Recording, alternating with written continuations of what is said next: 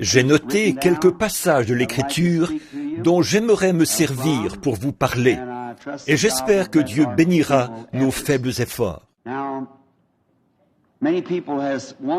Bien des gens se sont demandé pourquoi nous sommes si bizarres et si bruyants. Vous savez, ce genre de congrès est quelque peu différent de ceux que l'on voit d'habitude. Ordinairement, tout le programme est arrangé d'avance. Mais lorsque nous venons à ces congrès, ce que j'ai eu le privilège de faire plusieurs années déjà, depuis le tout début, sans avoir vraiment de programme arrêté, nous ne faisons alors que nous abandonner. C'est la seule chose que nous savons faire, et Dieu s'occupe du reste. C'est ce qui fait de nous des gens au comportement très bizarre. L'autre jour, quelqu'un disait, « Vous savez, vous êtes vraiment des drôles de numéros. » Et j'ai dit, « Eh bien, je suppose que oui. » Et je me souviens qu'à l'un des congrès, Frère Troy m'a parlé une fois d'un jeune Allemand qui avait reçu le baptême du Saint-Esprit.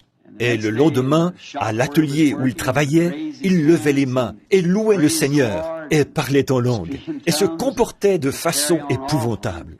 Et finalement, le patron s'est approché et a dit, « Heini, mais qu'est-ce qui t'arrive ?» Il a répondu, « Oh, je viens d'être sauvé et mon cœur déborde simplement de joie. » Il lui a dit, « Tu dois être allé au milieu de cette bande de cinglés. » Le mot anglais « nat » signifie écrou, mais aussi, au figuré, cinglé. Là-bas. « Oui, gloire à Dieu » a-t-il répondu. « Merci Seigneur pour les cinglés. » Il a dit, « Prenez une automobile qui circule sur la route.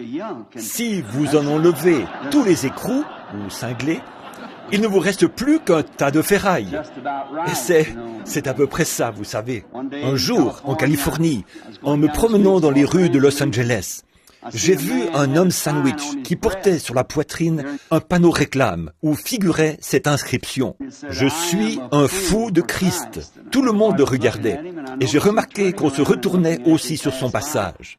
Et j'ai pensé faire comme les autres. Et sur son dos, il était écrit « Et toi ? De qui es-tu le fou ?» Je suppose que nous sommes tous un peu bizarres les uns pour les autres, vous savez.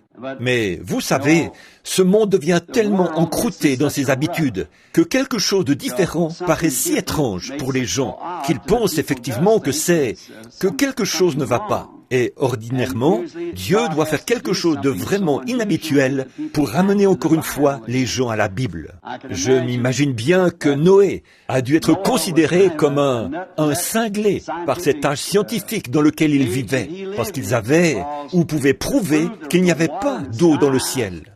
Mais Dieu avait dit qu'il y en aurait. Alors Noé, prêchant cela et le croyant, est devenu un cinglé. Et je peux m'imaginer que lorsque Moïse descendait en Égypte, Pharaon dut le prendre pour un cinglé.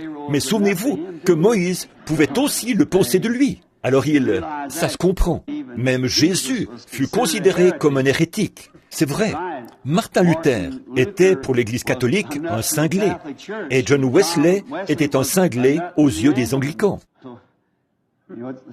Ainsi, vous savez, il est à peu près temps qu'il y ait un autre cinglé, ne pensez-vous pas? Mais avant qu'il puisse y avoir un écrou ou cinglé, vous savez, il faut qu'il y ait d'abord un boulon pour l'y visser. Ainsi, vous savez, Noé était un écrou, un cinglé.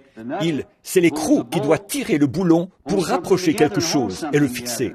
Noé fut donc capable d'attirer dans l'arche tous ceux qui voulaient bien croire, les préservant du jugement, parce qu'il était un écrou ou cinglé.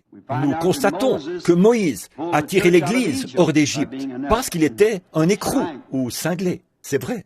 Je pense que nous avons maintenant besoin d'un écrou ou cinglé pour tirer l'épouse hors de l'Église. Nous avons besoin de quelque chose maintenant, d'un autre écrou ou cinglé. Nous sommes donc des gens d'une espèce très bizarre. Et j'ai pensé que ce soir, si le Seigneur le voulait, j'essaierais de lire quelques versets de l'Écriture se rapportant à cela, et que je vous parlerai juste quelques instants pour tenter de vous montrer pourquoi nous sommes un peuple si bizarre. Ouvrons maintenant les Écritures, au 2e chapitre de l'Épître aux Philippiens, 1 à 8 et à 2 Corinthiens 3, 6. Et lisons en croyant la parole de Dieu. Et juste avant de lire, inclinons nos têtes dans la prière.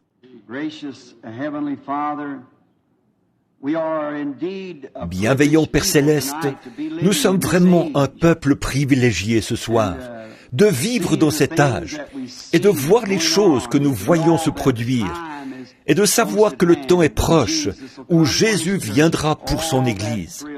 Oh, cela ravit nos cœurs, Seigneur.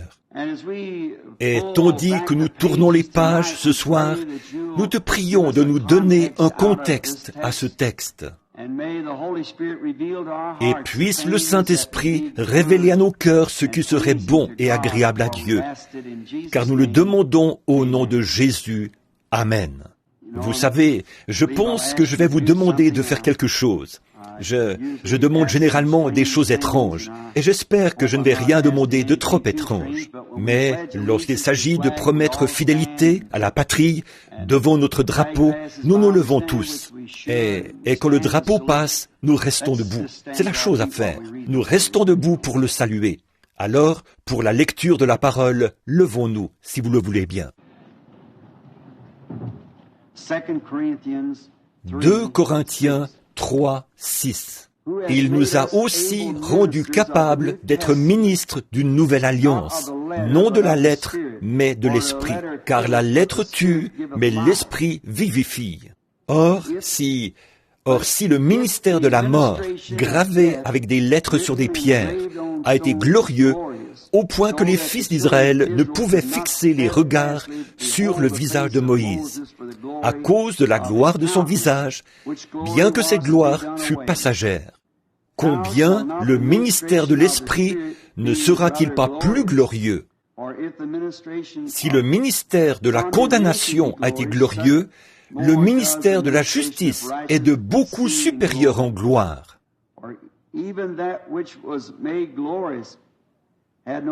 Et sous ce rapport, ce qui était glorieux ne l'a point été à cause de cette gloire qui lui est supérieure.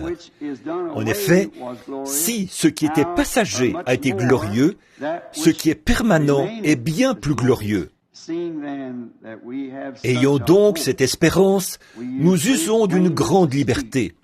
Et nous ne faisons pas comme Moïse, qui mettait un voile sur son visage, pour que les fils d'Israël ne fixassent pas les regards sur la fin de ce qui était passager.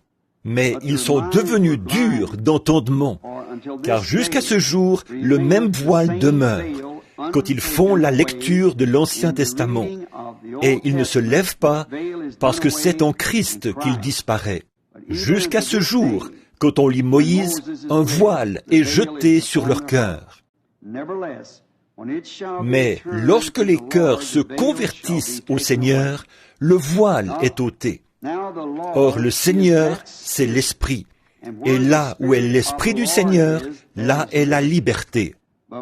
Nous tous, qui, le visage découvert, contemplons comme dans un miroir la gloire du Seigneur, nous sommes transformés en la même image, de gloire en gloire, comme par le Seigneur l'Esprit. Et dans Philippiens 2, nous lisons ceci. Commençons au verset 1. Nous lirons jusqu'au verset 8.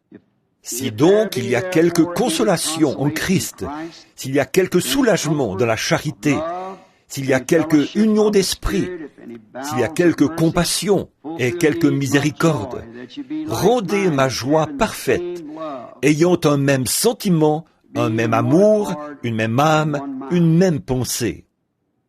Ne faites rien par esprit de parti ou par vaine gloire, mais que l'humilité vous fasse regarder les autres comme étant au-dessus de vous-même. Que chacun de vous, au lieu de considérer ses propres intérêts, considère aussi ceux des autres. Ayez en vous les sentiments qui étaient en Jésus-Christ, lequel, existant en forme de Dieu, n'a point regardé comme une proie arrachée d'être égal avec Dieu, mais s'est dépouillé lui-même en prenant une forme de serviteur, en devenant semblable aux hommes. Et ayant paru comme un simple homme, il s'est humilié lui-même, se rendant obéissant jusqu'à la mort, même jusqu'à la mort de la croix. Prions, Père Céleste, que cette glorieuse parole que nous avons lue ce soir dans tes saintes Écritures soit rendue par toi si réelle dans nos cœurs, qu'en partant d'ici, nous disions, comme ceux qui revenaient d'Emmaüs, nos cœurs ne brûlaient-ils pas au-dedans de nous lorsqu'il nous parlait en chemin? Car nous le demandons au nom de Jésus. Amen. Vous pouvez vous asseoir.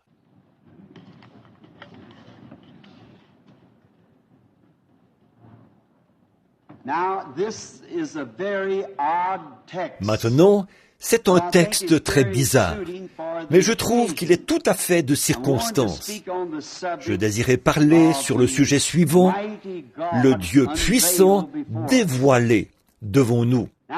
Eh bien, depuis que l'homme existe, celui-ci a toujours eu dans son cœur un ardent désir de découvrir d'où il vient et pourquoi il est ici et où il va.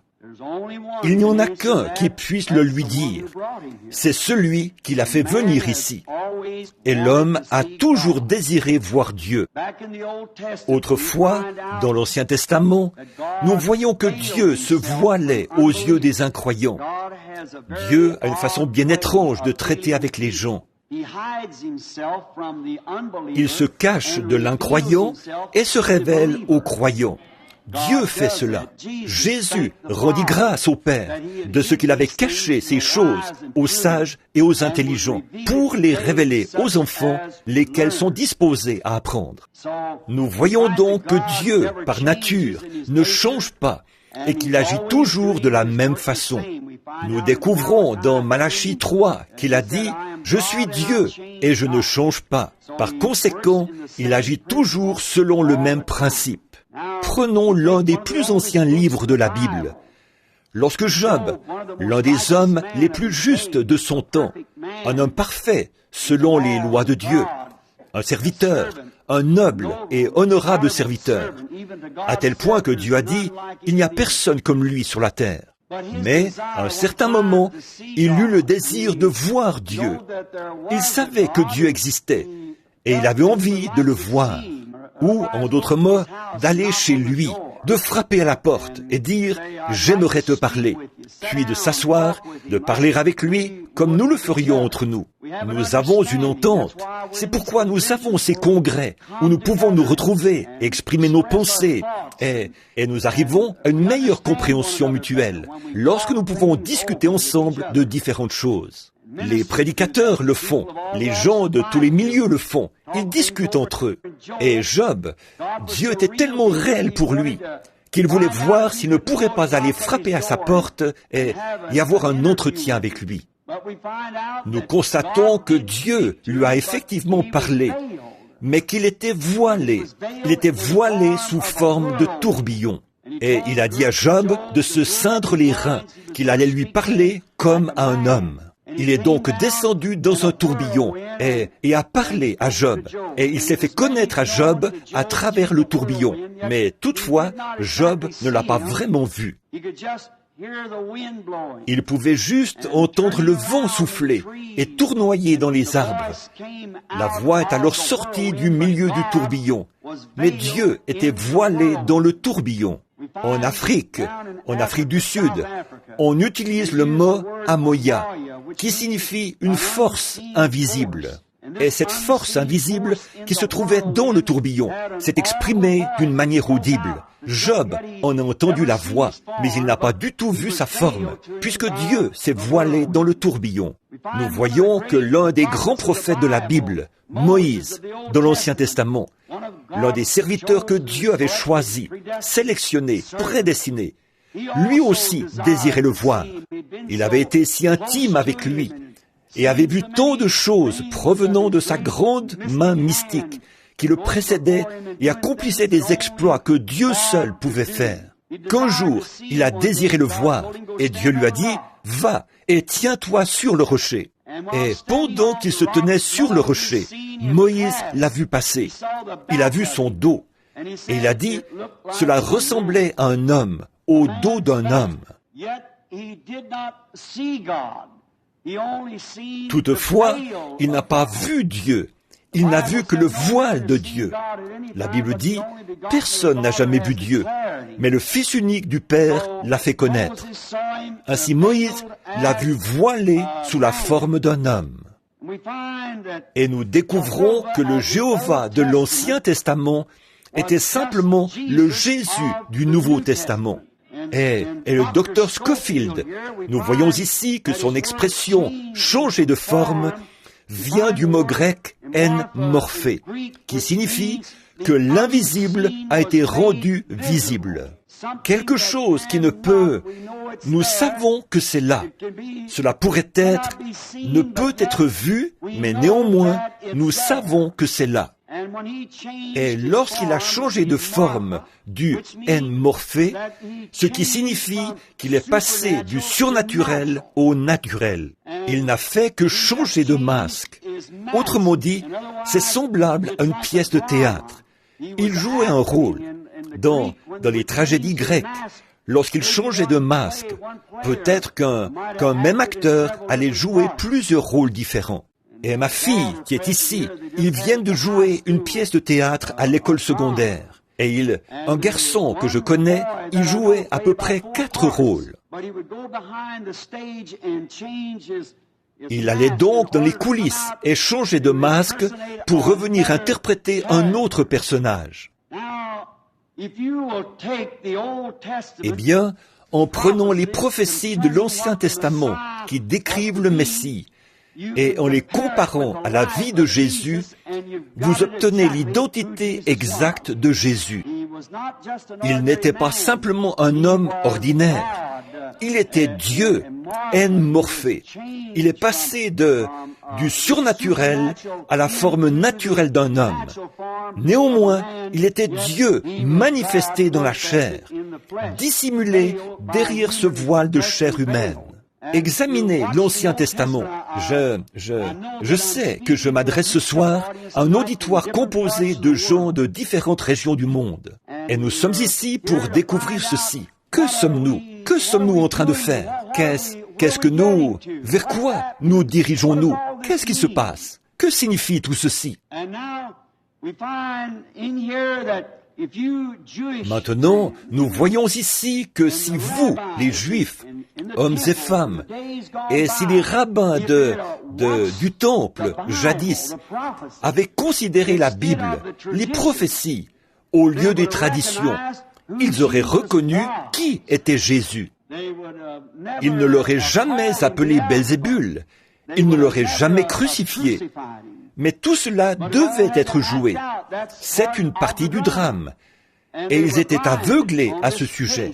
Bon nombre d'entre vous, hommes et femmes, ici ce soir, qui peut-être avaient mon âge ou un peu plus, vous vous souvenez qu'il y a bien des années, ici en Amérique, les Chinois, c'est en parlant à ce frère qu'on vient de me présenter, que cela m'est venu à l'esprit, avaient l'habitude ils ne parlaient pas anglais, et ils tenaient des blanchisseries.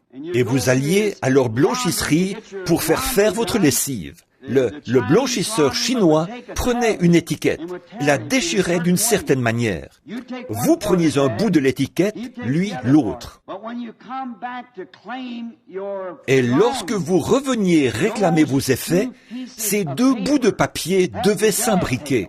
Et s'ils ne s'ajustaient pas parfaitement, vous ne pouviez en aucune manière contrefaire la chose, parce qu'il en détenait un bout et vous l'autre.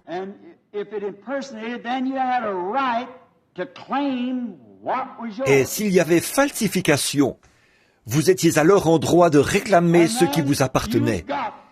Et vous récupériez ce qui vous appartenait lorsque vous étiez en possession de l'autre partie du contrat.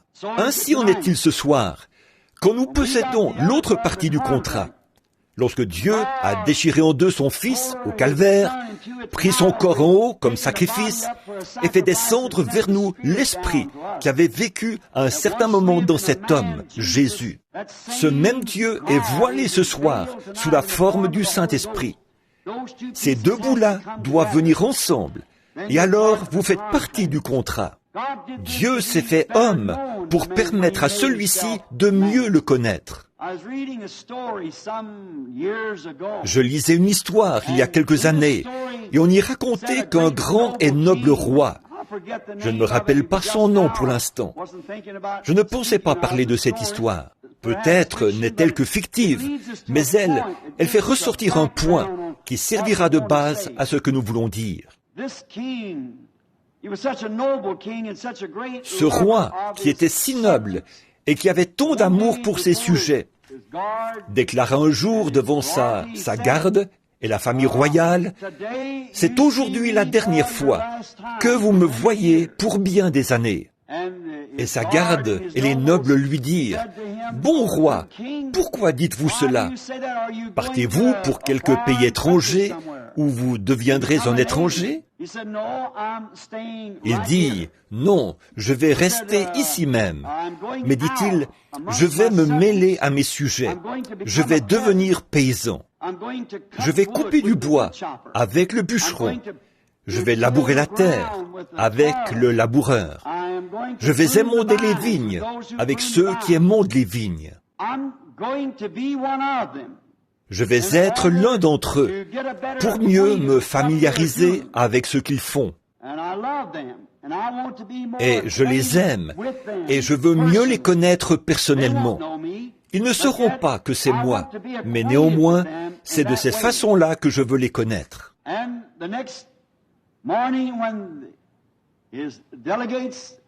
Et le matin suivant, lorsque ses délégués, tout son peuple vit, enfin ceux qui étaient dans le palais, enlever sa couronne et la poser sur le siège, le trône, et troquer sa robe contre des habits de paysan pour s'en aller parmi les gens du peuple. Or, cette petite histoire nous révèle quelque chose au sujet de Dieu. Ils dirent au roi, « Ô roi, nous vous voulons, nous vous aimons, nous voulons que vous demeuriez roi. » Mais lui voulait devenir l'un d'entre eux, afin de mieux les connaître, afin qu'eux le connaissent mieux, qu'ils le connaissent tel qu'il était. Cela leur montrerait ce qu'il était vraiment. Et c'est ce que Dieu a fait. Il s'est transformé de Jéhovah Dieu qu'il était pour devenir l'un de nous, afin qu'il puisse souffrir, qu'il puisse goûter la mort, qu'il puisse savoir ce qu'était l'aiguillon de la mort et prendre la rançon de la mort sur lui-même. Il a mis de côté sa couronne et son vêtement pour devenir l'un de nous. Il a lavé les pieds parmi les humbles. Il a habité sous les tentes avec les pauvres. Il a dormi dans les bois et dans la rue avec les déshérités. Il est devenu l'un de nous afin qu'il puisse mieux nous comprendre et que nous puissions mieux le comprendre. Maintenant, je pense que nous découvrons là ce qu'il a fait lorsqu'il s'est transformé. Vous remarquerez qu'il est venu en portant 3 noms de fils différents. Il est venu en portant les noms de Fils de l'homme, Fils de Dieu et Fils de David. Il est venu en tant que Fils de l'homme. Or, en Ézéchiel 2, 3, Jéhovah lui-même a appelé le prophète Ézéchiel le Fils de l'homme. Fils de l'homme signifie prophète. Il devait venir de cette façon-là pour accomplir Deutéronome 18, 15, où Moïse a dit « L'Éternel ton Dieu te suscitera du milieu de toi un prophète comme moi. » Il ne s'est jamais appelé lui-même le Fils de Dieu. Il se présentait comme le Fils de l'homme, parce qu'il devait venir conformément aux Écritures. Voyez-vous, il devait faire correspondre exactement ces 2 bouts de papier déchirés, la prophétie de l'Ancien Testament et son propre caractère. Il est donc venu en tant que Fils de l'homme. Il est venu sous cette forme-là. Nous voyons qu'ensuite, après sa mort, son ensevelissement et sa résurrection, il est venu le jour de la Pentecôte en tant que Fils de Dieu, Dieu, l'Esprit, sous la forme du Saint-Esprit. Que faisait-il? Il se métamorphosait. se faisant connaître à son peuple sous une forme différente. Comme le Saint-Esprit, qui est Dieu, il est venu agir au fil des âges de l'Église en tant que Fils de Dieu, le Saint-Esprit. Mais dans le millénium, c'est en tant que Fils de David qu'il vient pour s'asseoir sur le trône de David, en tant que roi. Il était destiné à prendre le trône de David. Il est présentement sur le trône du Père. Et puis, il a dit, « Celui qui vaincra s'assoira avec moi sur mon trône, comme j'ai vaincu et me suis assis sur le trône de mon Père. » Donc, dans le millénium, il sera fils de David. Qu'est-ce?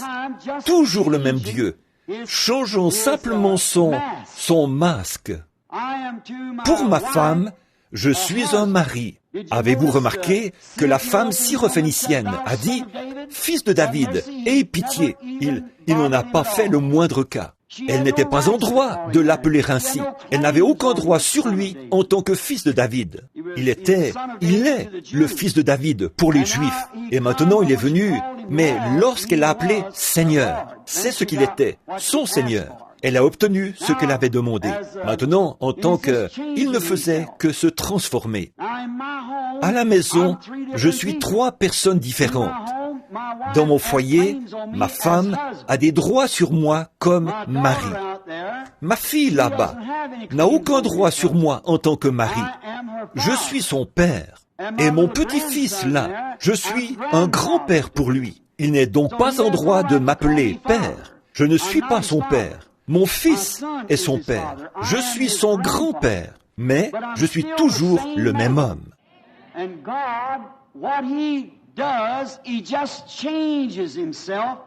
Dieu, ce qu'il fait, c'est qu'il se transforme par rapport à cette génération-là, pour se faire connaître à ces gens. Et c'est ce que nous voulons découvrir ce soir. De quelle façon Dieu est-il censé se faire connaître à ces gens et en ce temps-ci? Il change de masque, il change de rôle, mais il ne change pas de caractère, il ne change pas de nature, il ne fait que changer son masque, passant de l'un à l'autre. Il le fait dans le but de se révéler plus clairement aux gens, afin qu'ils puissent savoir qui il est et ce qu'il est. En Hébreux 1, nous lisons « Dieu, à plusieurs reprises et de plusieurs manières, a parlé à nos pères à travers les prophètes, mais dans ces derniers temps, à travers son Fils, Jésus. » Or, Jésus, lorsqu'il était ici sur la terre, a dit des prophètes qu'ils étaient des dieux. Vous appelez Dieu ceux à qui la parole de Dieu est venue, et l'Écriture ne peut être anéantie, a-t-il dit. Il leur a demandé comment donc il pouvait le condamner pour avoir dit qu'il est le Fils de Dieu. Voyez-vous, la parole de Dieu est assignée à chaque âge, selon ce qu'elle doit être. Et Jésus était l'accomplissement de toutes les prophéties. En lui habitait corporellement la plénitude de la divinité. C'était en lui. Il était celui qui était en Joseph. Il était celui qui était en Élie. Il était celui qui était en Moïse. Il était celui qui était en David, le roi rejeté. Son propre peuple l'avait rejeté comme roi. Et alors qu'il sortait de la cour, un petit homme infirme qui se déplaçait avec difficulté et qui n'appréciait pas son gouvernement, son système, cracha sur lui. Le garde dégaina son épée et dit « Ne lui couperai-je pas la tête à ce chien qui a craché sur mon roi ?» Et David n'était peut-être pas conscient de ce qu'il faisait à ce moment-là, mais il était oint. Et il dit « Laisse-le tranquille, c'est Dieu qui lui a dit de faire cela. » Et il monta sur la colline et pleura sur Jérusalem, un roi rejeté. Avez-vous remarqué que quelques centaines d'années plus tard, le fils de David s'est fait cracher dessus dans les rues et il se trouvait sur la colline, sur cette même montagne, regardant Jérusalem, un roi rejeté. Et il s'est écrié « Jérusalem, combien de fois ai-je voulu vous rassembler comme une poule ses poussins, mais vous ne l'avez pas voulu. » Il n'a jamais changé sa nature, parce que Hébreux 13:8 déclare qu'il est le même hier, aujourd'hui et pour toujours. Dieu s'est fait chair afin de mourir pour nous racheter du péché. C'est pourquoi il s'est transformé lui-même et s'est fait homme. Nous voyons dans Jean 12, 20 que les Grecs avaient entendu parler de lui. Or, personne ne peut jamais entendre parler de lui sans que son cœur ne brûle de le voir. Comme Job et les prophètes d'antan, ils ont tous désiré le voir. Ainsi, ces Grecs sont venus pour le voir. Ils s'adressèrent à Philippe de Bethsaïda et lui dirent « Monsieur, nous voudrions voir Jésus ». Les Grecs voulaient le voir, mais ils ne pouvaient pas le voir parce qu'il était dans le temple de son humanité. Dieu était en Christ, réconciliant le monde avec lui-même.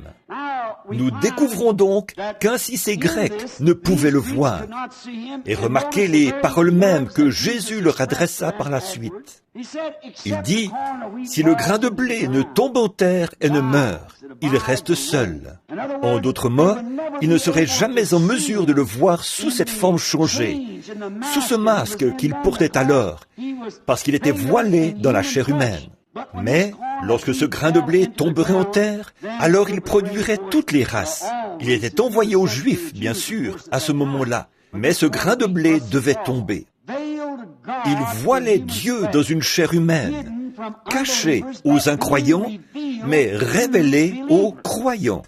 Dans Jean 1, au commencement était la parole, et la parole était avec Dieu.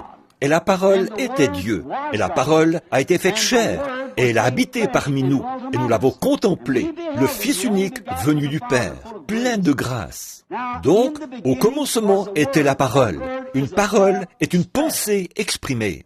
Au commencement, il n'était même pas Dieu. Or, notre mot anglais actuel, God, signifie objet d'adoration. Combien cela peut jeter la confusion dans les esprits. On peut faire de quelqu'un un Dieu. On peut faire un Dieu de n'importe quoi. Mais dans l'Ancien Testament, dans Genèse 1, au commencement Dieu, le mot utilisé est Elohim. Elohim signifie celui qui existe par lui-même. Quelle différence il y a entre le mot Elohim et notre mot Dieu? Elohim signifie celui qui existe par lui-même.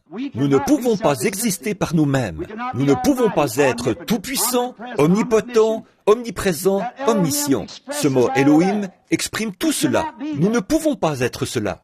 Cet arbre dont vous faites un Dieu, ou ce bâtiment, n'existe pas par lui-même. Ainsi Dieu, au commencement, était la vie, celui qui est éternel. En lui se trouvaient des attributs, et ces attributs sont devenus des paroles. Et la parole est devenue chair. Jésus était le Rédempteur, et racheter signifie ramener. Et s'il faut ramener une chose, c'est qu'elle devait d'abord se trouver quelque part pour qu'on l'y ramène. Ainsi, vous voyez, tous ne pourront pas le voir, parce que tous n'étaient pas dans la pensée de Dieu au commencement. Voyez-vous? Regardez ces prêtres, lorsqu'ils le virent s'exprimer tout à fait conformément à la parole, ce qu'il était. Ils dirent, c'est Belzébul. Cela montrait d'où venait leur nature. Celle-ci reflétait l'opinion moderne de l'époque. Mais cette petite prostituée qu'il rencontra à la porte, et à qui il dit, exprima son signe messianique en lui disant ce qu'elle avait fait. Eh bien, elle répondit, « Seigneur, je vois que tu es prophète. Nous savons que le Messie, quand il sera venu, nous annoncera toutes ces choses. » Elle le reconnaissait comme le Messie, le oint, parce qu'il remplissait les conditions scripturaires. Ne le voyez-vous pas? Ce sont ces deux bouts de papier qui se rencontraient. Nous savons que lorsque le Messie sera venu, peut-être Dieu a-t-il dû faire tel et tel alliage pour obtenir le timbre particulier de cette cloche, comme le fait le fondeur. Mais lorsque Jésus s'est retourné et a dit « Je le suis, moi qui te parle », il n'a pas été du tout parlé de Belzébul. Elle laissa sa cruche, entra en courant dans la ville et dit « Venez voir un homme qui m'a dit tout ce que j'ai fait. Ne serait-ce pas justement le Messie ?» Voyez-vous? Or, que produisit cette union des Écritures anciennes avec l'expérience que Jésus lui donnait? Quel en fut le résultat? Cela a produit le Messie. Et l'avez-vous remarqué? Aussitôt ses péchés lui ont été pardonnés, parce qu'au commencement, elle était rachetable, parce qu'elle était dans la pensée de Dieu au commencement. Donc, cela l'a rachetée ou l'a ramenée lorsqu'elle a vu la manifestation de l'Écriture exprimant Jéhovah, ce qu'il était, ce qu'il est. Maintenant, lorsque Jésus est venu, s'il était venu avec le message de Noé, ça n'aurait pas marché. Construire une arche et s'en aller en flottant, ça n'aurait pas marché. Mais Noé était une portion de Dieu. Il se conduisait d'une façon bizarre, parce qu'il était bizarre. Et son message était bizarre, parce que c'était la parole rendue manifeste. Il n'aurait pas pu venir avec le message de Moïse, parce que ça n'aurait pas marché. Moïse était Dieu partiellement manifesté. Il était la parole exprimée pour cette heure-là. Jésus, lui, ne pouvait pas venir ainsi. La Bible n'a jamais dit qu'il viendrait de cette façon-là. Mais lorsqu'il est venu exprimer exactement de la façon dont le Testament l'avait annoncé, alors tous ceux qui étaient rachetables l'ont cru, parce qu'ils étaient les pensées de Dieu. Ces attributs du commencement ont été faits chair et rachetables, et ont été ramenés à Dieu. À tous ceux qui l'ont reçu, il a donné le pouvoir de devenir enfants de Dieu, parce qu'ils étaient rachetables. Dès le commencement, ils faisaient partie de l'expression.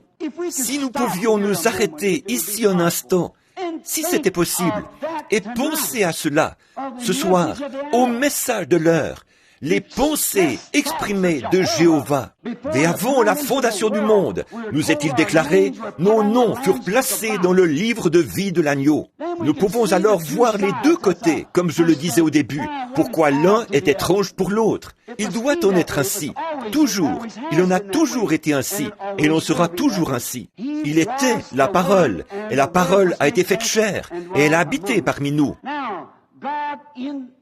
Or Dieu, à l'époque reculée de l'Ancien Testament, nous voyons qu'après s'être présenté à son peuple sous différentes formes, il s'est voilé derrière de vieilles peaux de blaireau.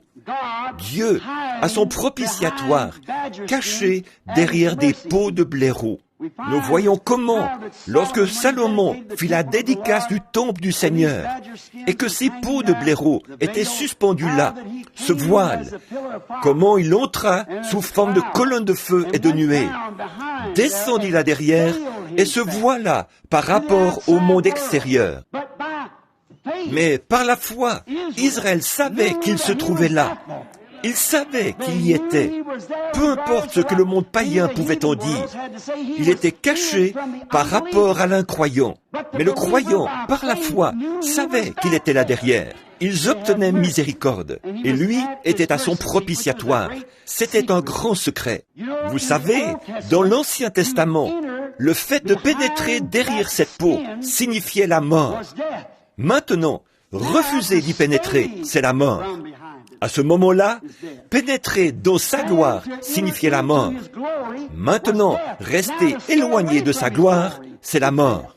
Et cela s'est produit, évidemment, au déchirement du voile au calvaire, lorsque le voile a été déchiré, l'ancien voile. À présent, demeurer en dehors de sa présence signifie la mort.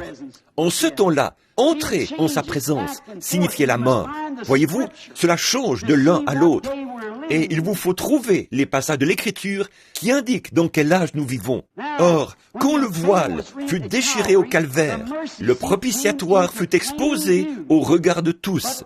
Mais que s'est-il produit? Il était suspendu au calvaire, ruisselant de sang. Alors qu'on avait pris du sang, année après année, lors de la purification du sanctuaire et de l'aspersion du propitiatoire. Voilà que Dieu, d'un grand coup puissant, par la force de l'éclair, déchira l'ancien voile de peau de blaireau, de haut en bas, et le propitiatoire fut alors exposé au regard de tous. Le véritable et authentique agneau de Dieu était suspendu à la vue de tous au calvaire. Le véritable propitiatoire, alors que Dieu avait lui-même payé le prix, et était devenu l'un de nous, et s'était manifesté sous la forme d'un homme, afin de nous connaître et afin que nous le connaissions. Le propitiatoire fut exposé au regard de tout Israël en ce jour de l'expiation. Mais, hélas, les traditions des pères de l'Église de ce jour-là ils avaient, par leur tradition, voilé le véritable propitiatoire aux yeux des gens. S'ils avaient connu l'Écriture, chaque bout se serait ajusté comme l'étiquette chinoise. La prophétie de l'Ancien Testament aurait été accomplie, et elle le fut. Et si on leur avait enseigné les Écritures, ils auraient vu le propitiatoire. Comme Moïse disait ici que, jusqu'à ce jour, le voile demeure sur eux. Il est toujours sur leur cœur. Ils ne saisissent pas. Mais il était Dieu, celui qui souffre, et l'expiation. Il était le véritable propitiatoire, se tenant là, à la vue de tous. Comme ce cantique que nous chantons, regardez, le voici à la vue de tous. Le voici, le puissant conquérant, depuis qu'il a déchiré le voile en deux. Voyez-vous, il est venu en tant que propitiatoire, suspendu à la vue de toute la congrégation. Mais eux, influencés par l'opinion populaire. Maintenant, hommes et femmes et congressistes, j'aimerais vous dire ceci, sans exception de personne. En considérant ce jour, en considérant ce pourquoi nous sommes ici aujourd'hui, j'ai bien peur que les traditions des pères de l'Église, aient dérobé ceci à la vue de trop de gens. Depuis que le Saint-Esprit est venu en ces derniers jours, tel que prophétisé, et que le voile a été déchiré, trop de gens essaient de s'accrocher aux traditions des pères. Et voilà pourquoi ils ne peuvent pas voir cette joie extrême, cette paix et ces choses que l'Église possède aujourd'hui. Et pourtant, ceux qui croient peuvent le voir clairement. Il a caché la parole promise de ce jour-ci. Maintenant, les traditions ont formé un voile. Ils disent que les jours des miracles sont passés. Un homme me parlait, un monsieur très bien et cultivé, à Tucson, Arizona, où j'habite. J'avais eu une réunion au Ramada et nous avions parlé au congrès des hommes d'affaires où le Seigneur Jésus avait manifesté sa présence et fait de grandes choses. Et ce monsieur chrétien vint vers moi et me dit, un ministre de l'Église, un homme très bien, et il m'a dit, « Frère Branham, vous essayez de présenter aux gens un âge apostolique, alors que l'âge apostolique est terminé. » Et j'ai dit, « Je te prie, mon frère, de me montrer dans les Écritures à quel moment l'âge apostolique s'est terminé. L'âge apostolique a commencé le jour de la Pentecôte. » Et Pierre a dit, « Le jour de la Pentecôte, la promesse est pour vous, pour vos enfants et pour tous ceux qui sont au loin, en aussi grand nombre que le Seigneur notre Dieu les appellera. » Quand s'est-il terminé? Si Dieu appelle encore, c'est donc que l'âge apostolique se poursuit. C'est comme ça que les gens essayent de bander les yeux d'un si grand nombre par les traditions des anciens, comme il en était alors. Et vous manquez de voir pourquoi les gens sont si remplis d'allégresse et si emballés. Et la raison pour laquelle ces congrès paraissent si bizarres aux autres, si étranges, c'est que ces gens-ci voient. Ils ont franchi ces barrières, ils ont franchi ces voiles pour entrer dans la présence de Dieu, où ils voient la promesse de cette heure-ci manifestée et rendue visible devant leurs yeux. Ils voient ce que Dieu a promis. Dans Joël 2, 28, il a promis qu'en ces derniers jours, une pluie de l'arrière-saison serait répandue sur les gens. Dans les derniers jours, je pense que le mot grec est kénos, qui signifie qu'il s'est déversé lui-même, non pas, comme on pourrait l'entendre, dans le sens de quelque chose qui se trouverait à l'intérieur de quelqu'un et qui se serait vidé, mais il s'est déversé lui-même. Il changea son enmorphé. Il est passé de ce qu'il était à ce qu'il est. Il ne change jamais de nature, mais le jour de la Pentecôte, il s'est transformé de Fils de l'homme en Fils de Dieu. Il est venu, non pas avec les gens, mais il est venu dans les gens. Vous voyez, le même Dieu, dans le but de poursuivre son ministère dans cet âge glorieux. Il a prophétisé dans la Bible qu'un jour viendrait, un jour qui ne serait ni jour ni nuit, mais que, vers le soir, la lumière paraîtrait. Or, le soleil, géographiquement, se lève à l'est et se couche à l'ouest. C'est toujours le même soleil. Or, lorsque le Fils s'est révélé dans la manifestation de la parole promise à Israël, les gens de l'Orient, nous avons eu un jour ténébreux. Nous avons eu assez de lumière au temps des réformateurs, et ainsi de suite, pour fonder des églises et des dénominations, et pour y adhérer, et pour y entrer, et embrasser les bébés, pour marier les plus âgés, pour ensevelir les morts, et ce qui s'ensuit, et pour vivre dans l'église. Mais au temps du soir, la lumière paraîtra, a-t-il déclaré, au temps du soir, et aucune écriture ne peut être anéantie.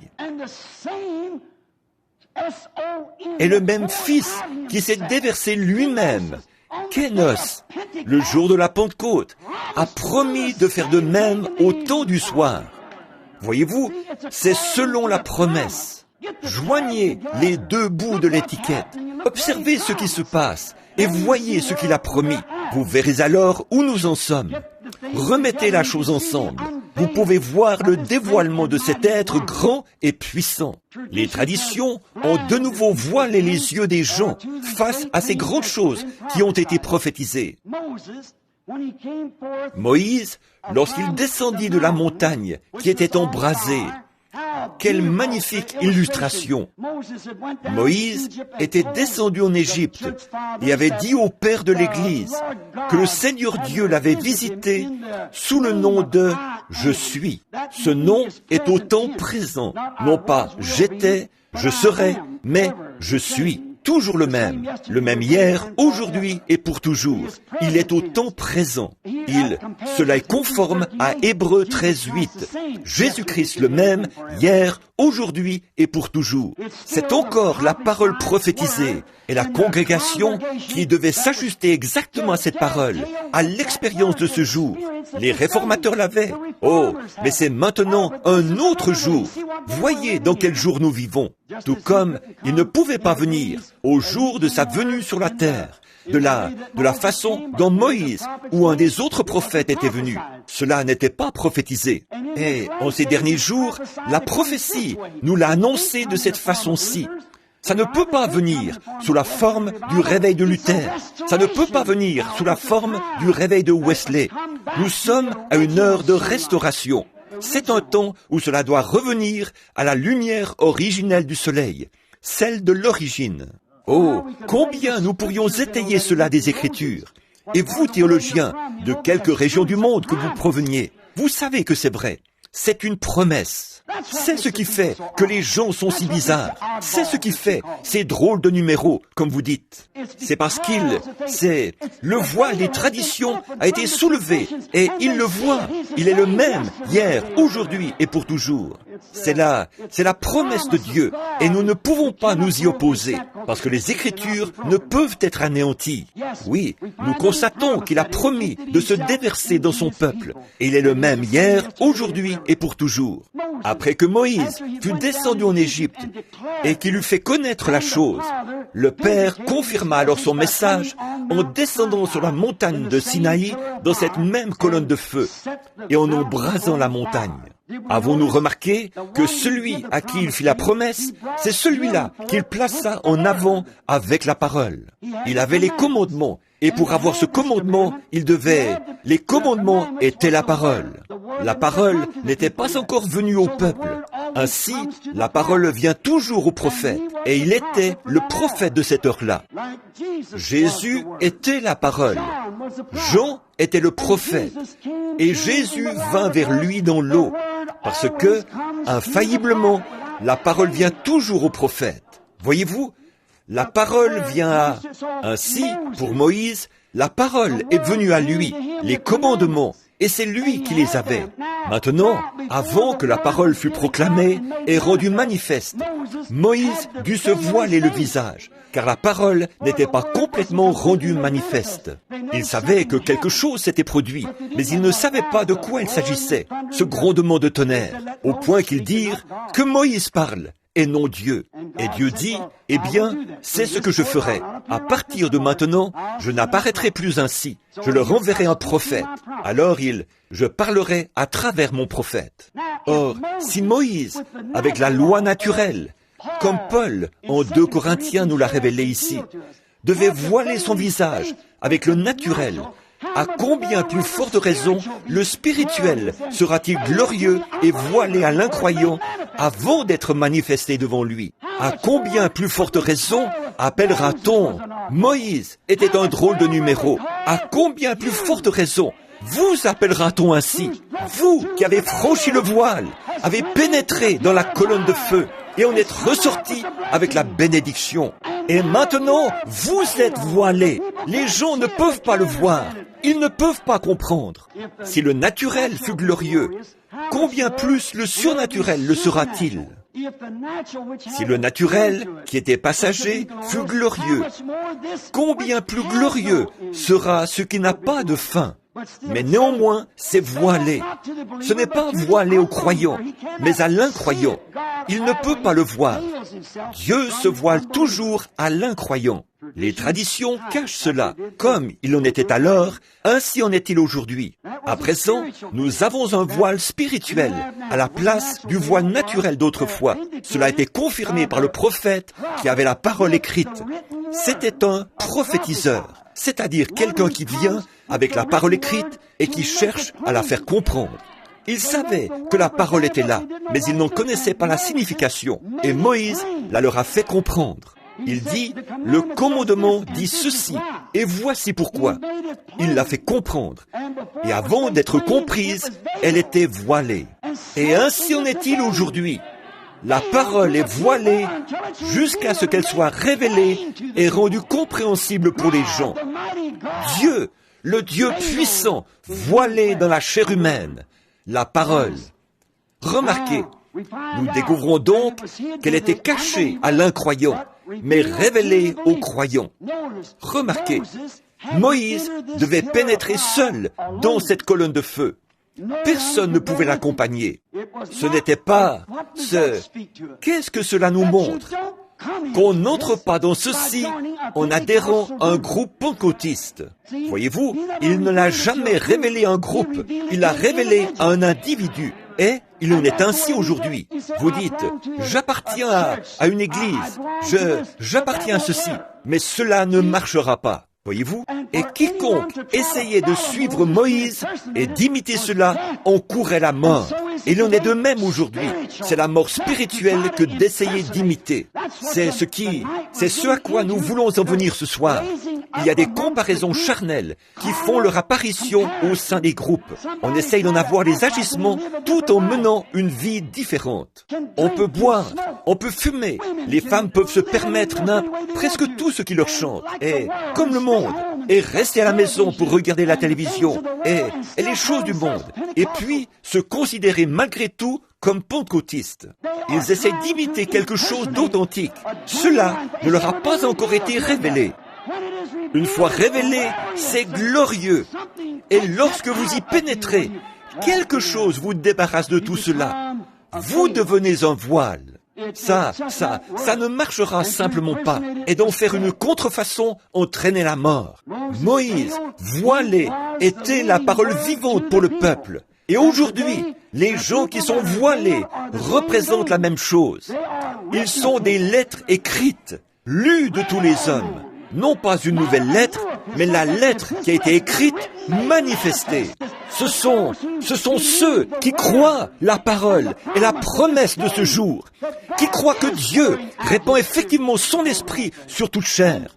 Ce sont ceux-là, les lettres écrites. Et lorsque quelqu'un essaie d'en faire une contrefaçon charnelle, cela lui retombe sur le nez. Votre vie montre ce que vous êtes. Christ. Il y avait une fois un garçon, et il s'était attiré des ennuis. C'était un bon garçon, mais il avait comparu au jugement, et le juge dit, « Je vous reconnais coupable, je dois vous condamner à l'emprisonnement à vie. » Il dit, « J'aimerais plaider moi-même ma cause. » Il dit, « J'aimerais invoquer ma bonne conduite passée. » Il dit, « Vous n'en avez pas. Votre conduite passée est précisément ce qui vous a condamné. » Et ainsi en est-il aujourd'hui. Si l'Église n'est pas aussi avancée qu'elle le devrait, c'est à cause de sa conduite, de sa vie. Nous devons nous consacrer davantage. Nous devons croire chaque parole de Dieu. Il nous faut chercher jusqu'à ce que cette parole devienne réelle pour nous. Voyez-vous, notre conduite est ce qui nous empêche d'entrer. Mais un jour, pour refermer cette parenthèse, dans l'enceinte de ce même tribunal, le garçon en question n'avait pas d'argent. Il ne pouvait pas payer ce qu'il devait. L'amende s'élevant à plusieurs milliers de dollars. Son grand frère est venu et l'a réglé pour lui. Or, nous avons un grand frère, Jésus, le Fils de Dieu.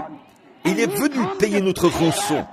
Nous n'avons qu'à croire cela pour pouvoir pénétrer derrière le voile avec lui.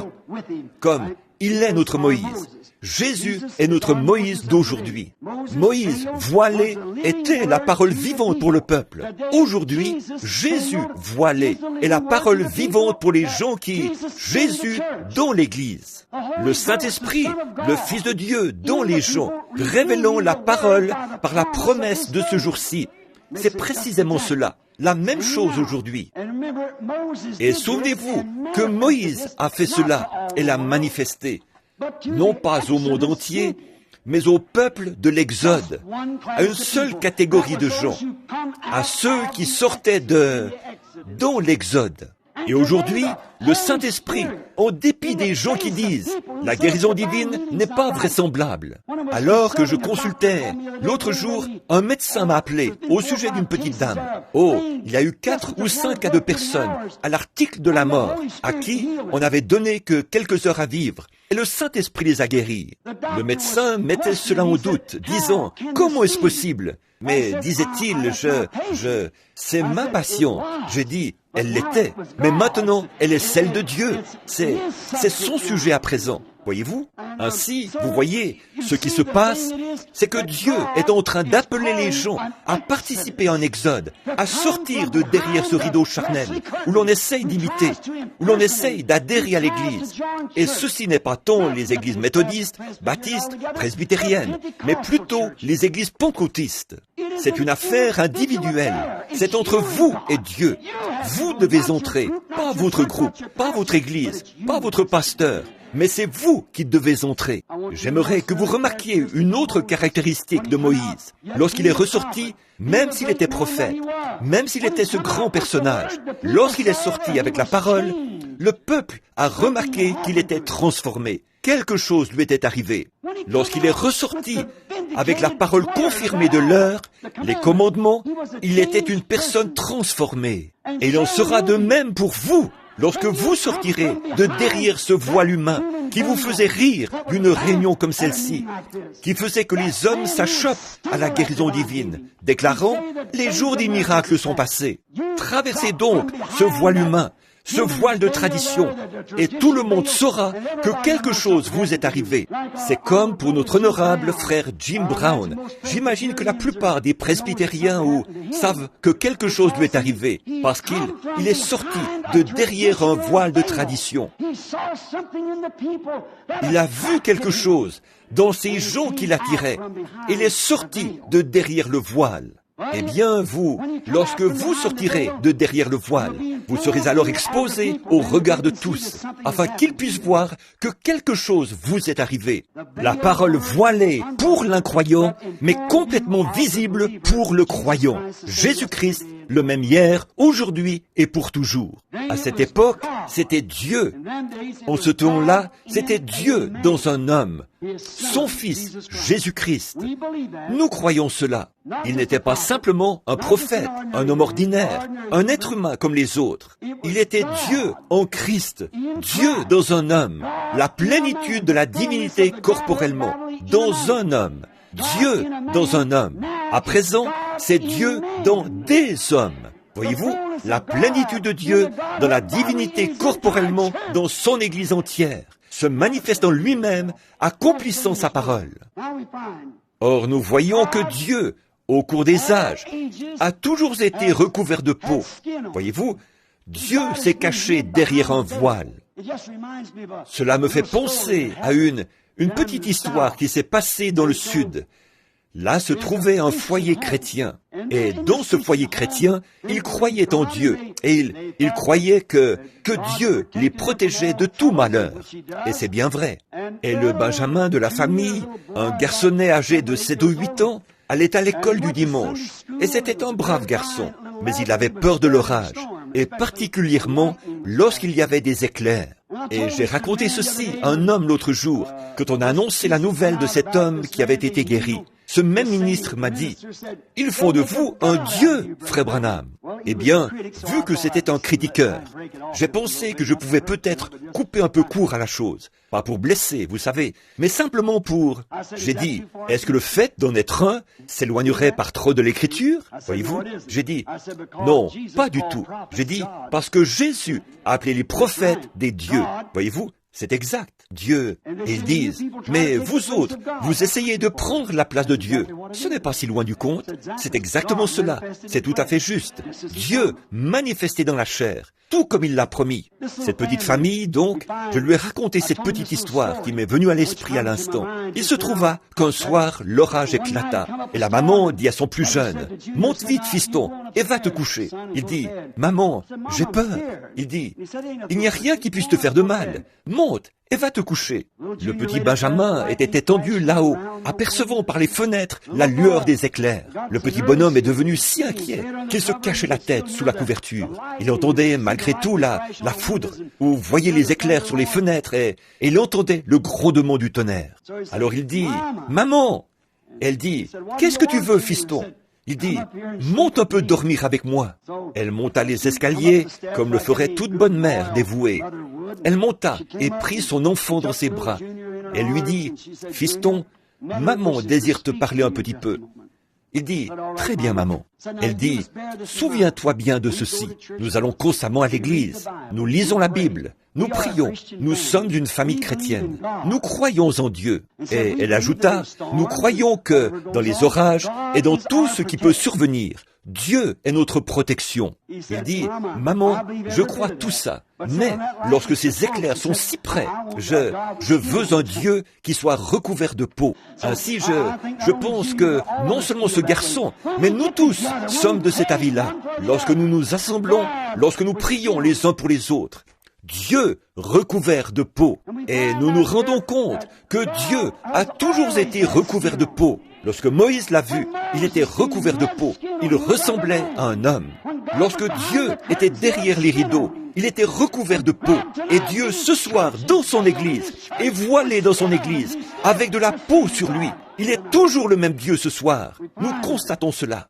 Mais maintenant, comme toujours, le voile de peau est ce qui déroute. À cause des traditions, ils ne peuvent simplement pas croire que c'est Dieu qui fait agir ces gens comme ça. Voyez-vous, c'est parce que Dieu est voilé dans son Église par de la peau. Elle est recouverte de peau. C'est exact. Il est caché à l'incroyant et révélé aux croyants. Oui, monsieur.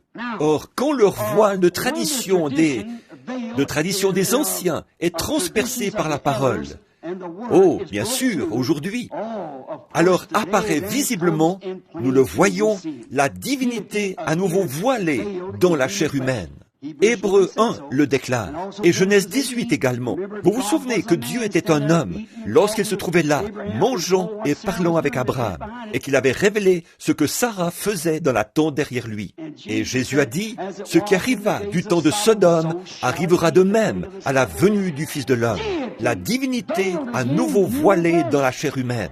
Maintenant, rappelez-vous que Jésus n'a pas dit quand le Fils de Dieu sera manifesté, au chapitre 17 de Luc, je crois, et vers le verset 20 ou 21, quelque part par là. Il a dit, et quand le Fils de l'homme sera manifesté. Le Fils de l'homme, de nouveau dans l'Église, révélé dans des êtres humains. non pas le Fils de Dieu, mais bien le Fils de l'homme à nouveau, de retour dans son Église dans les derniers jours. Nous constatons qu'il a promis cela dans les promesses de Dieu. Nous remarquons autre chose.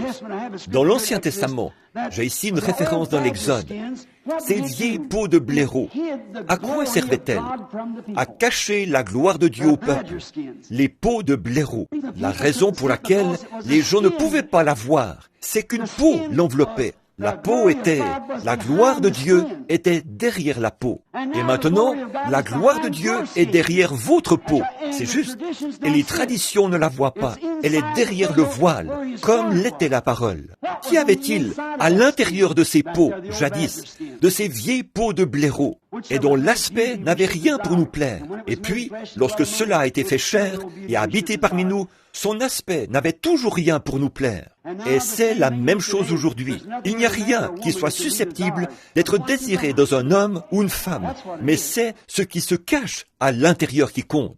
Mais direz-vous, ce type-là, je le connais, il était autrefois un ivrogne, il faisait telle et telle chose. Peu importe ce qu'il faisait autrefois, qu'est-ce qui se cache derrière cette peau? Ce qui se trouve là derrière, c'est ce qui compte. C'est ce qui... Les gens sont aveuglés. La peau aveugle les gens. Voyez-vous, ils disent, je me rappelle qu'autrefois cette femme, je sais ce qu'il en était autrefois, mais qu'en est-il maintenant? Voyez-vous, ces mêmes peaux qui couvraient jadis le blaireau cachent maintenant la gloire de Dieu, l'abritent derrière elle. Elles couvraient un animal, mais maintenant, elles abritent la gloire de Dieu. Et votre peau, elle aussi, peut être transformée ce soir et devenir un lieu d'habitation pour Dieu. Dieu faisant sa demeure dans le genre humain. Remarquez que ces vieilles peaux de blaireau, nous découvrons que derrière elles, à l'intérieur, il y avait la parole. Et la parole, il y avait aussi le pain de proposition. L'arche était aspergée. Et qu'y avait-il? La gloire de la Shekinah était à l'intérieur. Or, la parole est une semence. Et elle ne peut pas produire avant que le soleil ne l'atteigne. Le soleil doit briller sur la semence pour qu'elle donne, pour qu'elle produise. Et c'est le seul moyen. Vous prenez la parole, voyez-vous, vous prenez la parole de Dieu dans votre cœur et avancez dans la gloire de la Shekinah. Et à ce moment-là, cela produira le pain de proposition, la manne qui n'est donnée qu'à un peuple mis à part. Les seuls qui puissent en manger, à qui il soit permis d'en manger, sont les gens qui en ont reçu la permission et qui reconnaissent cela. Paul a dit ici, transformé de gloire en gloire. Vous voyez, il y a finalement un retour à sa gloire originelle. C'est pareil à une semence de belle de jour. La semence d'une fleur tombe en terre. Le grain de blé tombe en terre. Qu'est-ce qui se passe d'abord? Il germe et produit une petite pousse. Ensuite, il arrive à l'aigrette. Puis, de l'aigrette, il retourne à son grain originel. Eh bien, c'est exactement ce que l'Église a fait. Elle est passée par Luther, Wesley, et maintenant, elle revient au grain originel, à sa gloire originelle, à sa gloire du commencement. Le soleil qui s'est levé à l'est est le même soleil qui manifeste la même chose à l'ouest, se transformant de gloire en gloire. Cela s'est transformé d'une forme païenne en Luther, et de Luther en Wesley, et de Wesley jusque dans le pentecôtisme, et ainsi de suite, se transformant de gloire en gloire, produisant la manne cachée. Et à présent, cela est mûr pour le ramener exactement tel qu'il était au commencement. Son même ministère, le même Jésus, la même puissance, le même Saint-Esprit, le même qui est descendu le jour de la Pentecôte, et le même Saint-Esprit qui est manifesté aujourd'hui, de gloire en gloire en gloire. Et il est revenu à sa semence originelle, avec le baptême du Saint-Esprit, avec les mêmes signes, les mêmes prodiges, le même baptême, le même genre de personnes, agissant de la même façon, avec la même puissance, la même sensation. Cela va de gloire en gloire. Et la chose suivante sera le changement de cette gloire-ci en un corps semblable au corps de sa gloire. Et alors, nous le verrons. Abraham a vu la même chose. Maintenant, remarquez, nous voyons comment cela fut changé. Depuis le calvaire, nous sommes invités à partager sa gloire. Et 1 Corinthiens 12 déclare, nous sommes baptisés dans son corps. D'un seul esprit, nous sommes tous baptisés. Non d'une seule eau, mais d'un seul esprit, nous sommes tous baptisés. C'est juste. Bon, et puis nous devenons une partie de lui. J'espère que je ne vous retiens pas trop longtemps, voyez-vous, j'espère que non. Mais c'est tout à fait semblable à une grande symphonie dont le thème serait de caractère dramatique. Je ne m'y connais pas très bien en symphonie ou en théâtre, mais je regardais cette pièce de théâtre dont je vous parlais, Carmen, dans laquelle ma fille et les autres jouaient, et ils jouaient dans cette symphonie, dans Carmen. Ils interprétaient, la musique interprétait la même chose. Ainsi en est-il quand on est baptisé en Christ par le Saint-Esprit. Maintenant, beaucoup d'entre vous ont dû lire ou entendre l'histoire de ce grand compositeur russe qui a composé Pierre et le loup. Et de quelle façon ils interprètent cela avec des cymbales et tout. Et quelqu'un qui connaît l'histoire et la suit sur un texte écrit pourra, en entendant cette symphonie, suivant la façon dont elle exprime le drame et l'interprète, reconnaître chaque changement. On peut regarder ici et voir le changement. Mais maintenant, qu'arrive-t-il si le compositeur écrit quelque chose et qu'on constate que ce n'est pas interprété tout à fait correctement? Nous découvrons alors qu'il y a quelque chose qui se produit. Il y a quelque chose qui manque. Quand nous voyons celui qui l'a composé, l'a créé et l'a mis sur papier, si, pendant que la symphonie est jouée, on entend une fausse note, alors il y a quelque chose qui ne va pas. Le chef d'orchestre a donné le mauvais mouvement. Voyez-vous? Et voilà ce qui se passe aujourd'hui. Mes frères luthériens, mes frères baptistes, mes frères pentecôtistes, tous mes frères des différentes dénominations. Voilà ce qui arrive. Voyez-vous, vous essayez de faire une note qui était jouée au jour de Luther ou de Wesley, comme ça. Alors qu'en fait, la partition ici indique que c'est maintenant un autre jour. Voyez-vous, nous ne pouvons pas vivre de la lumière de Luther. Il était un réformateur. Nous apprécions sa partie, mais nous avons fini de la jouer. Nous en sommes maintenant ici, tout à la fin du livre. Voyez-vous, nous ne pouvons pas jouer cela ainsi. Or, le seul moyen que vous puissiez jamais y parvenir, mes frères, est celui-ci. Et mes frères du monde, des différentes régions du monde, devrais-je dire. Il n'y a qu'un moyen pour ce chef d'orchestre de s'y prendre. Il doit entrer dans le même esprit que celui dans lequel le compositeur se trouvait. Et alors il est bon.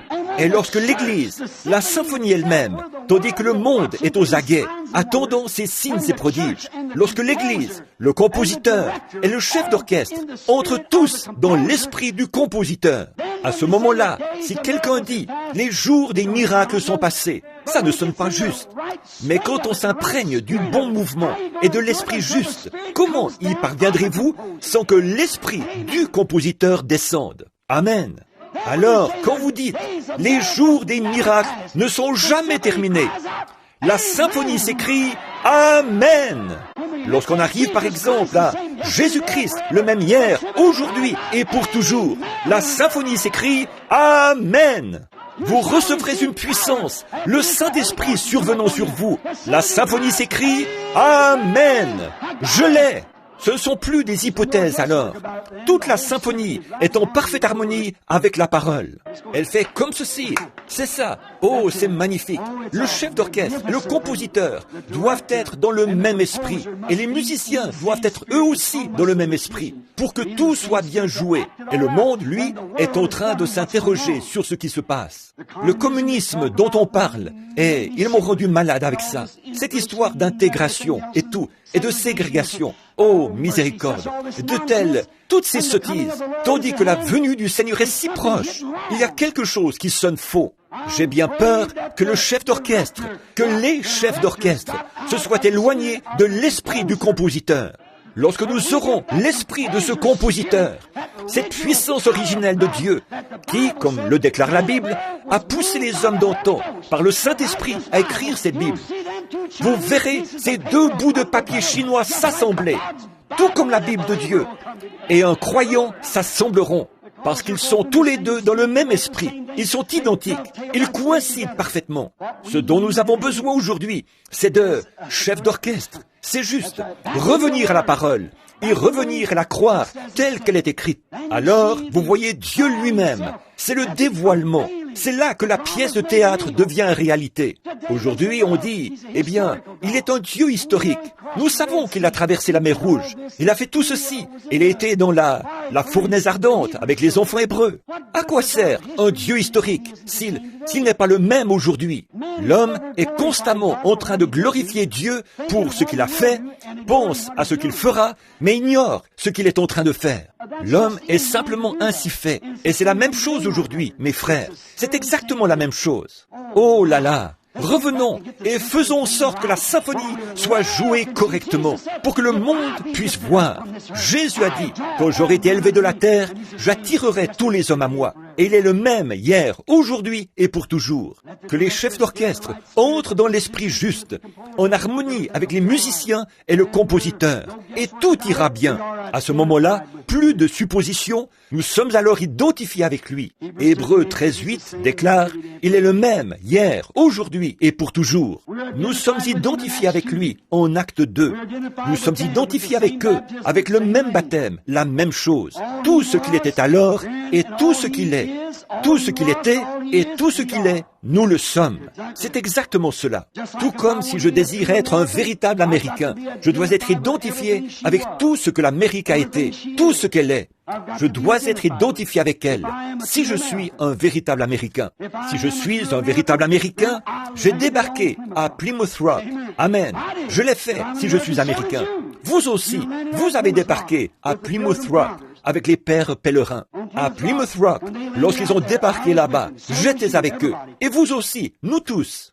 J'ai chevauché avec Paul Revere tout le long de la route pour les avertir du danger. C'est tout à fait juste. Ici, à Valley Forge, j'ai traversé le Delaware glacé avec un groupe de soldats dont la moitié n'avait même pas de chaussures aux pieds. Auparavant, j'ai prié toute la nuit avec George Washington. J'ai traversé le Delaware avec une vision dans mon cœur. Nous sommes Américains. Oui, monsieur. À Valley Forge, certainement que je l'ai fait. J'ai rendu grâce avec les pères lors du premier jour d'action de grâce. J'ai rendu grâce à Dieu. Si je suis un véritable Américain, j'étais identifié là, à cette tablée.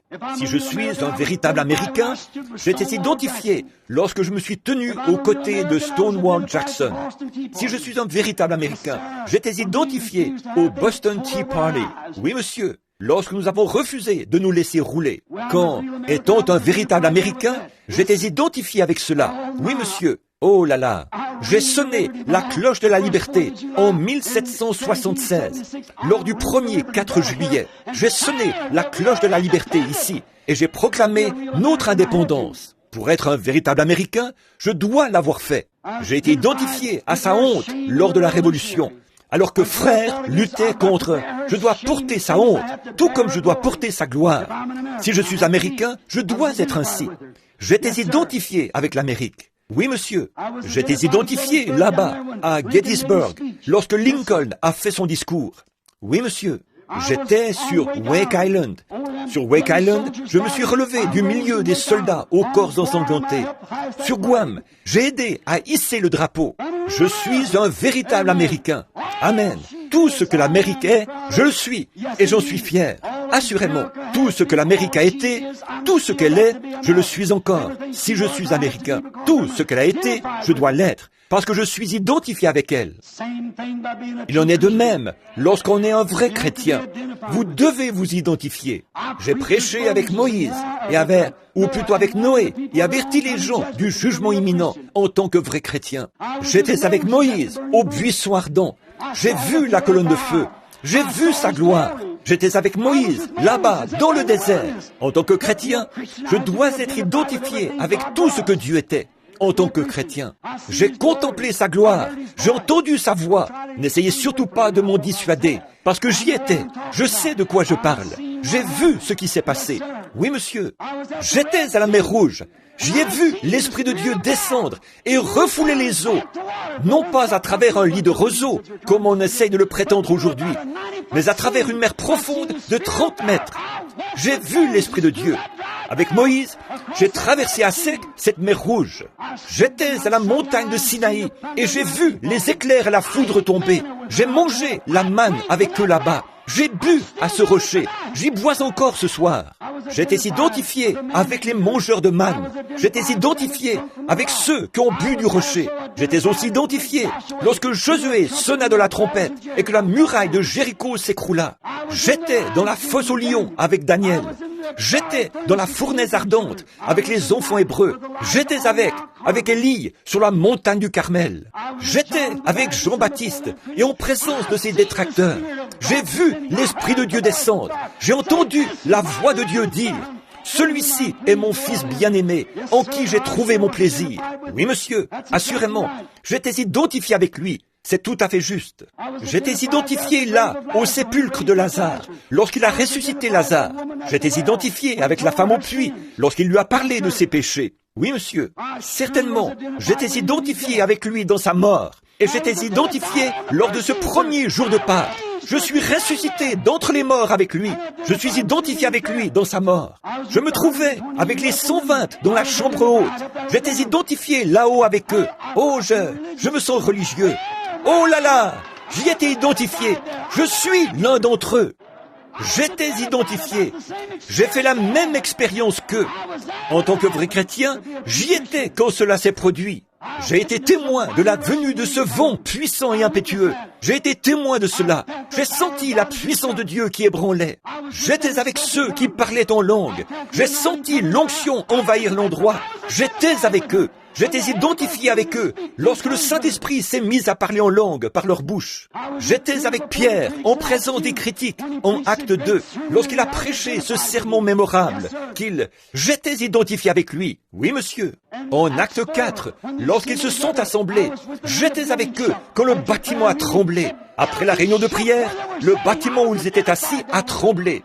J'étais identifié là avec eux. J'ai prêché avec Paul à l'Aréopage. Oui, monsieur. J'étais avec Jean sur l'île de Patmos et j'ai vu sa seconde venue. J'étais avec Luther dans la Réforme. J'étais avec Wesley, ce brandon arraché aux flammes, lors de la grande révolte contre l'église anglicane. J'étais là avec lui. Et me voici ce soir, en 1964, à Philadelphie, Pennsylvanie, identifié avec le même genre de groupe, avec le même type d'expérience. Je dois l'être si je suis chrétien. Je dois demeurer identifié là où la parole de Dieu est manifestée. Je m'identifie à un groupe qui sent l'Esprit de Dieu. Je m'identifie à un groupe qui sait qu'il est dévoilé, qui sait qu'il est le même hier, aujourd'hui et pour toujours, et qui sait que ceci n'est pas du fanatisme. C'est Jésus-Christ le même hier, aujourd'hui et pour toujours. Je m'identifie à ce groupe-ci ce soir. Et pourtant, on les traite de bandes d'hérétiques, de bandes de fanatiques, à cause de la parole de Dieu. Mais je n'ai pas honte de l'évangile de Jésus-Christ, car c'est une puissance de Dieu pour le salut de ceux-là. Je suis avec ces épîtres vivantes dont j'ai parlé, qui sont confirmées, Dieu voilé sous forme humaine, dans des hommes et des femmes. Oh Dieu, dans son Morphée à nouveau, s'est dévoilé et s'est fait connaître à son peuple, le grand roi qui s'est dépouillé de sa gloire. Encore un peu de temps, et le monde ne me verra plus. Je serai voilé pour eux. Mais vous me verrez, car je serai avec vous, et même en vous, jusqu'à la fin du monde. Me transformant de Luther à Wesley, continuellement, de gloire en gloire. Je suis toujours le même Dieu qui retourne à sa gloire originelle. Alléluia! Il a franchi chaque voile dénominationnel, chaque mur du son. Ce son qui dit « Oh, c'est du fanatisme ». D'emblée, il a franchi cela.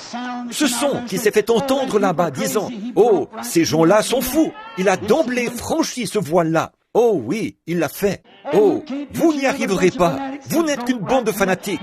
D'emblée, il a franchi cela. La guérison divine n'existe pas. D'un coup, il a franchi cela. Oh là là, car sa parole l'a déclaré. On ne saurait vaincre la parole de Dieu. Et il se tient là, ce soir encore, le puissant conquérant, après avoir franchi chaque voile méthodiste, baptiste, presbytérien et tout autre genre de voile. Il se tient encore au milieu de son peuple ce soir. Les traditions n'ont pu le conquérir. Les gens peuvent dire ce qu'ils veulent, faire ce qu'ils veulent, faire tout ce dont ils ont envie. Dieu franchira d'un coup ce mur du son. Et souvenez-vous, on m'a dit que lorsqu'un avion franchit le mur du son, il n'y a plus de limite à sa vitesse.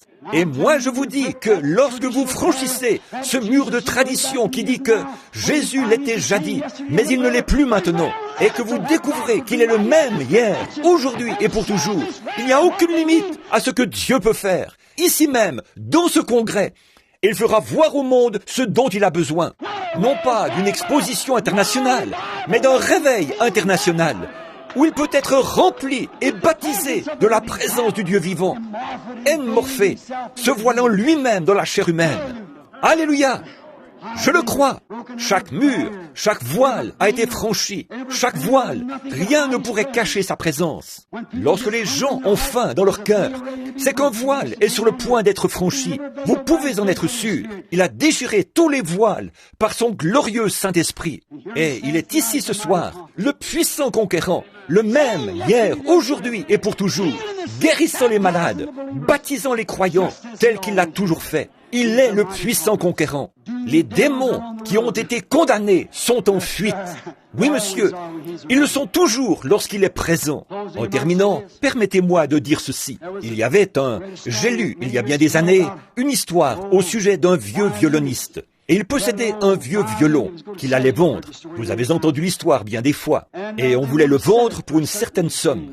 Et le commissaire-priseur dit, « Qui me donnera tant ?» Et je crois qu'on lui en a offert quelques pièces de monnaie, peut-être 50 cents ou quelque chose comme cela. Une fois, deux fois, tout d'un coup, un homme se leva à l'arrière. Il dit, « Un instant !» Il s'avança et prit le violon. Imaginons qu'il ait joué ceci. Il y a une fontaine remplie de sang, tirée des veines d'Emmanuel, où les pécheurs, se plongeant sous ce flot, perdent toute marque de culpabilité. Et lorsqu'il l'a posé, il n'y avait dans ce lieu pas un seul œil sec. Puis il dit, « Qui offrira ?» L'un dit, 5 000, 10 000. Il était hors de prix. Pourquoi? Le vieux maître du violon avait révélé sa véritable valeur. Oh, frères, sœurs, laissez donc le maître de cette parole, celui qui l'a écrite, le glorieux Saint-Esprit, frotter son archet de la colophane de son amour et le promener sur votre cœur. Il y a une fontaine remplie de sang, tirée des veines d'Emmanuel. Vous en constaterez la pleine valeur et vous verrez Dieu dévoilé, exposé au regard de tous. Vous verrez qu'il est exactement tel qu'il était lorsqu'il descendit sur les gens le jour de la Pentecôte, où il s'est kénossé, il s'est déversé directement en eux. C'est exact. Vous dites, frère Branham, j'ai essayé, j'ai fait ceci, cela ou autre chose. Lors d'un séjour à Carlsbad, Nouveau-Mexique, où je tenais une réunion, nous sommes descendus visiter un vieux repère de chauves-souris. Et l'endroit donnait un peu le frisson. Nous y sommes donc descendus. Et l'homme, à son arrivée en bas, dans cet endroit, a brusquement éteint les lumières. Et oh là là, vous pouvez imaginer combien c'était sombre. C'était simplement, il faisait tellement noir qu'on aurait pu toucher l'obscurité. Et c'est à peu près ainsi que cela devient actuellement. Lorsque nous voyons l'Église qui n'arrive pas à reconnaître la parole de Dieu, lorsque nous voyons nos filles de Sion se comporter comme elles le font, lorsque nous voyons nos frères fumer, boire et raconter des plaisanteries obscènes, et ainsi de suite, tout en essayant de professer leur foi en Christ, oh là là, il fait noir, il fait nuit noire. Nous voyons le signe de sa venue. Il y aura le temps le plus sombre et toujours juste avant le jour. Alors l'étoile du matin se lève pour saluer le jour. En messager, elle annonce sa venue. Remarquez, là, au fond, lorsqu'on a éteint, une petite fille s'est mise à crier à tue-tête. Et un petit garçon se tenait près du guide. Il avait vu le guide éteindre les lumières. Et cette petite sœur était sur le point de faire une crise de nerfs. Elle criait et trépignait. « Oh, qu'est-ce qui va arriver à présent? Qu'est-ce qui se passe? Qu'est-ce qui se passe ?» Savez-vous ce qu'il a crié? Il a dit, « Ne crains pas, petite sœur. Il y a ici un homme qui peut allumer les lumières. » Écoute, petite sœur, tu penses peut-être que nous sommes petits et minoritaires, mais ne crains pas. Il y a ici un homme qui peut allumer les lumières. C'est le Saint-Esprit. Le croyez-vous? Inclinons nos têtes un instant. Je suis désolé de vous avoir retenu. Ô grand Dieu du ciel, toi qui te dévoiles, qui te révèles, qui te fais connaître comme le grand roi de gloire, prends ces petites illustrations de ce soir et laisse-les tomber dans le cœur des gens. Et puissions-nous contempler celui qui s'est dévoilé, celui qui est descendu et a déchiré le voile du temple. et qui est ensuite sorti tout droit de ce voile pour redescendre aussitôt de nouveau dans des voiles humains au jour de la Pentecôte. Celui qui a toujours été le même, se transformant de gloire en gloire. Et maintenant, nous sommes revenus, tout comme le fait la nature, tout droit à la semence originelle, passant d'un âge d'église directement à un autre. Et en ce dernier âge, nous voici revenus exactement à ce qui, à l'origine, est descendu le jour de la Pentecôte, afin d'accomplir chaque écriture. La lumière au temps du soir, les œuvres que je fais, vous les ferez aussi, et tant de choses que tu as promises dans ta parole. Père, s'il y en avait un ici qui n'ait jamais encore traversé ce voile, ou s'il y en avait un ici qui n'ait fait qu'imiter quelqu'un qui, lui, a traversé le voile, fais-lui grâce ce soir, Père. Puisse-t-il voir ce puissant conquérant se tenant ici, plein de grâce et de puissance, pour pardonner. Accorde-le, Père. Et tandis que nos têtes sont inclinées, y en aurait-il ici? Combien plutôt voudrait dire, Frère Branham, je lève la main, priez pour moi, gardez la tête inclinée et levez la main. Je désire franchir chaque voile jusqu'à ce que je puisse réellement voir le conquérant. Que Dieu vous bénisse. Oh là là, toutes ces mains, là-haut, au balcon, à droite, que Dieu vous bénisse.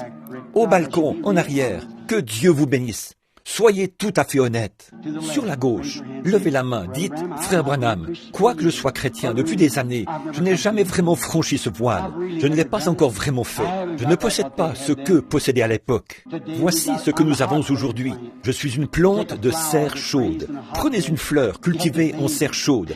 Vous devez la cajoler, la dorloter, la vaporiser, l'arroser. Mais cette plante originale, poussant là-bas dans le désert, portant le même genre de fleurs, semble-t-il, ne reçoit pas une seule goutte d'eau. Cependant, aucune bestiole ne vient sur elle. Elle est robuste. C'est une vraie...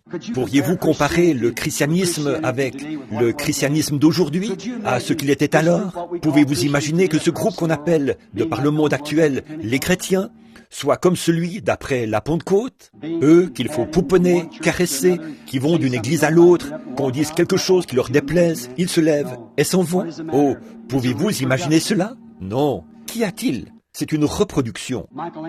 Michel-Ange, qui a créé ce monument de Moïse.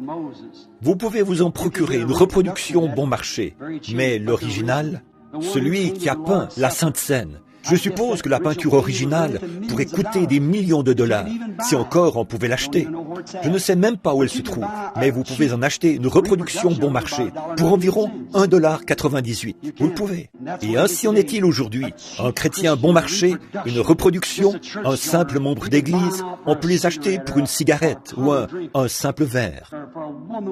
Ou pour une femme aux cheveux coupés, aux lèvres peintes, on peut l'acheter pour n'importe laquelle des modes de ce monde. Mais l'authentique, on ne peut y toucher.